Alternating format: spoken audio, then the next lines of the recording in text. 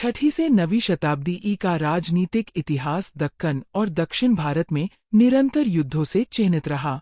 सबसे प्रमुख संघर्ष बादामी के चालुक्यों और कांची के पल्लवों के बीच तथा पांड्यों और पल्लवों के बीच हुए। संघर्षों की शुरुआत चालुक्य शासक पुलकेशिन द्वितीय के आक्रमण से हुई, जिसने पल्लव राजा महेंद्रवर्मन प्रथम को पराजित कर पल्लव राज्य के उत्तरी भाग पर अधिकार कर लिया।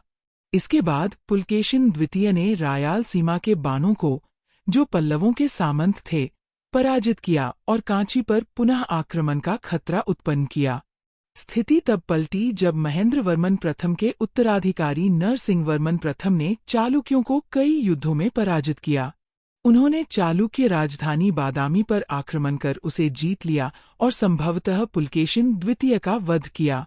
यह पल्लवों का एकमात्र प्रमुख आक्रामक अभियान था और यह पूरी तरह प्रतिशोध की भावना से प्रेरित था। इसके बाद चालुक्य शक्ति को पुलकेशिन द्वितीय के पुत्र विक्रमादित्य प्रथम ने पुनः स्थापित किया। उसने पल्लवों को उनके प्रदेश से बाहर खदेड़ा, पांड्यों से गठबंधन किया और बार बार पल्लव क्षेत्रों पर आक्रमण किए। उसके उत्तराधिकारी विक्रमादित्य द्वितीय के शासनकाल में संघर्ष चरम पर पहुंचा, जब कांची नगर को 3 बार लूटा गया। इन युद्धों की एक विशेषता ये थी कि अधिकांश आक्रमण चालुक्यों और पांड्यों द्वारा किए गए, जबकि पल्लव प्राय रक्षात्मक नीति अपनाते रहे। केवल 2 अवसरों पर पल्लवों ने चालुक्य प्रदेश में प्रवेश किया।